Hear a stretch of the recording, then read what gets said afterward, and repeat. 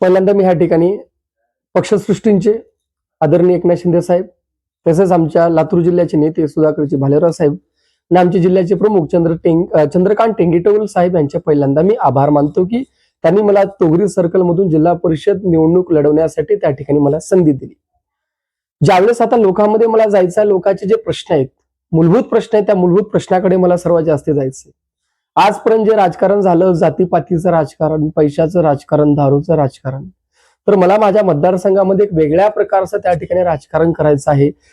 छत्रपती शिवरायांनी ज्या पद्धतीने 18 पगड जातीला घेऊन गेले, महात्मा बसवेश्वरांनी समतेचे जे विचार, समानतेचे विचार जे लोकांमध्ये रुजू केले, त्याच पद्धतीने माझ्या मतदारसंघामध्ये 18 पगड जातीचा, सर्व जाती धर्मांचा मला कसं विकास करता येईल याच्याकडे प्राधान्याने लक्ष द्यायचं आहे. आणि जे आमच्या मतदारसंघाला लागलेला डाग आहे तो मोडून काढण्यासाठी आज सुद्धा बिना पैशाचं या चांगलं जर तुम्ही लोकांमध्ये जर समाजसेवा केलात, प्रामाणिक जर कष्ट केलात, तरी सुद्धा तुम्ही निवडणूक जिंकू शकता, हे संदेश देण्यासाठी एक सकारात्मक भावनेने मी त्या ठिकाणी लोकांमध्ये जाणार आहे. आणि प्रामाणिकपणे निवडून आल्याच्या नंतर 5 वर्षे इमानदारीने लोकांची सेवा करणार आहे. आणि विशेष म्हणजे की जिल्हा परिषद सदस्य काय असतो आजपर्यंत लोकांना माहितीच नसतं. निवडणुका येतात, निवडणुका जातात, पण मी त्या ठिकाणी माझं जिल्हा परिषदचं कार्यालय त्या ठिकाणी काढणार आहे आणि त्या ठिकाणी माझ्या मतदारसंघामध्ये 150 कोटी रुपयाचा निधी आणणार आहे. जिल्हा परिषद अंतर्गत एवढा निधी नसतो, पण आदरणीय एकनाथ शिंदे साहेब त्या ठिकाणी सत्तेमध्ये असल्यामुळे, त्या ठिकाणी मंत्रालय असल्यामुळे त्या ठिकाणी आणणं सोपं आहे. त्यासोबत जो CSR फंड असतो तो सुद्धा माझ्या मतदारसंघामध्ये आणायचा आहे.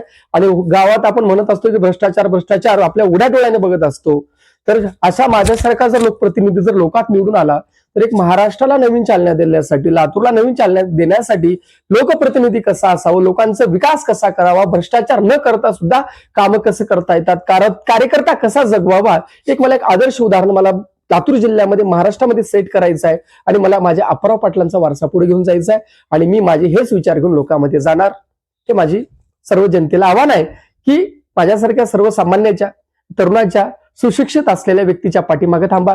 मी सिव्हिल इंजिनियर असून सुद्धा कधी गुत्तेदारी केली नाही आणि मी पुढेही गुत्तेदारी करणार नाही. आजकाल इलेक्शनच्या पहिला लोक पैसे घालतात, इलेक्शनच्या नंतर भ्रष्टाचार करतात आणि पैसे काढतात. लोकांमध्ये एक निराशा आल्यास लोकांना वाटायला लागली की अरे बाबा, हे राजकारणी लोक इलेक्शन पुरते येतात, पुन्हा जातात.